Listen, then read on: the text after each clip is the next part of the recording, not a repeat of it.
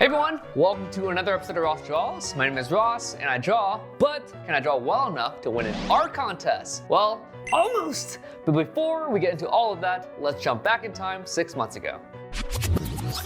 So, sometime in September, my video editor messaged me saying, hey, the Pokemon trading card game is running an international art contest, and the winner gets their art turned into an official Pokemon card. What? I haven't entered in a contest since 2010, which is 12 years ago, for the Blizzard Holiday Card Art Contest. And I've always had massive stage fright when it comes to art contests for some reason. Maybe it's my fear of rejection. For any 90s kid, and for any artist, and especially a 90s kid artist, the thought of having your own art on an official Pokemon card is like a dream come true. There's no way I could pass up a chance at my childhood dream. So I immediately checked my calendar and, oh, wow, we are only halfway through the digital art bootcamp. And this monster video needs to get done. New York Comic Con is in a few weeks. We have to prep for Black Friday. Okay, well, I'm gonna find some time and make it work. So here are the rules. Choose from 8 different Pokemon: Bulbasaur, Charizard, Pikachu, Arcanine, Galarian Rapidash, Scizor, Greninja, or Cramorant. The grand prize winner and first runner-up will have their illustration made into an official promo card. Each artist can submit up to 3 illustrations. I barely have time for 1 illustration, so I'm gonna put all my eggs in one basket. Originally, I wanted to pick Bulbasaur and draw them in a calm, luscious field of beautiful flowers, but looking at all the existing Bulbasaur cards, most of the art already looked exactly like what I was planning. Maybe great minds think alike. But I wasn't going to stand out doing the same exact thing that's already been done. Pikachu was my second choice, but Pikachu had the most cards of any Pokemon ever, with over 150 different illustrations. Oh man, I started looking at the previous year's winners to get some ideas, but I was distracted at how amazing everyone's entries were. Their art styles are so clean, so sharp, with strong line art and clean edges, and now I'm not inspired as I am distressed. But you know what? After sleeping on it for a few days, the answer was staring me right in the face. I wanted to paint Bulbasaur and Pikachu because they're cute, but they aren't my favorite from the list. My actual favorite is Arcanine! Arcanine just has this beautiful, majestic presence with a perfect balance of being cool and cute.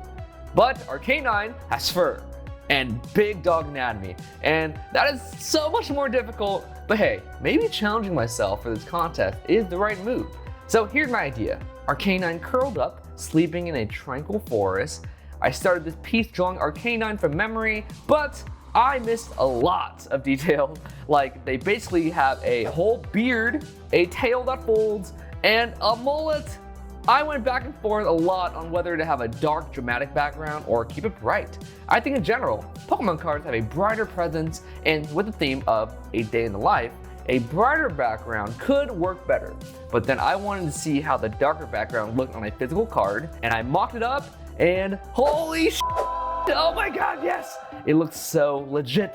I ultimately chose a darker background to help Arcanine pop, and maybe they're protecting a small Oddish who's also sleeping. I wanted to play with the contrast of using a super big Pokemon with a super tiny Pokemon to help depict that friendship comes in all shapes and sizes. I'm unsure about adding an extra Pokemon though. 複数のポケモンを描いてしまうと、どのポケモンが自分の相棒で主役なのかわからなくなってしまうので、原則カードに描くポケモンは1種類にするようにしています。なるほど、言われてみるとね、カードには1種類のポケモンがドンっていることが多いかもしれないですね。そうですね。I come from an industry background of using photo batch techniques, which is basically using pre-cut assets and stock images to help save time. But looking at all the other amazing entries, everything is painted and looks so purposeful, and I couldn't rely on that photo batch skill set as much as I wanted to.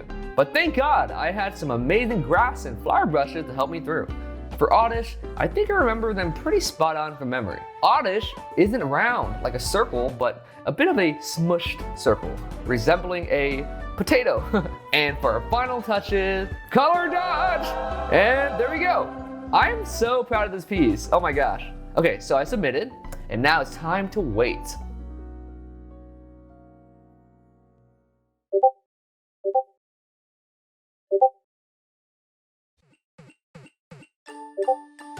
And there you go, top 300. Yeah, I am mentally accepting that I'm not moving any further because looking at all these entries, everyone's pieces are just so unique, so awesome, and they serve the brief super well. You know, maybe I should have done another Pokemon, like Cramorant, or maybe taken their advice and not added another Pokemon. But hey, you know what? The Pokemon Company saw my art and decided it was good enough for their top 300. And that's the story of how I almost won the Pokemon art. Hello there. We sent you an email, but we got no response. I just wanted to confirm that you got second runner-up for the Pokemon TCG art contest. What? What? Oh my god, me? Holy s***! Oh, hey, sorry, I'm just so excited. That's such great news. That's okay. I'm really glad I get to make these calls and hear how excited everyone gets. I can't believe it! Second place, my art gets to be on an official Pokemon card. Oh my gosh, my life flashed before my eyes, my childhood dreams. This is the best day ever. Second runner-up, second runner-up, second runner-up. So that's the complete story of how I didn't know the difference between second runner-up and second place. Third place never felt so bad. But congrats to the winners. Congrats to everyone in the top 300. And even if you just submitted your art, I'm proud of you. Everyone did such an amazing job. And you know what? I'll get them next year. Maybe it was that dang audition's fault after all.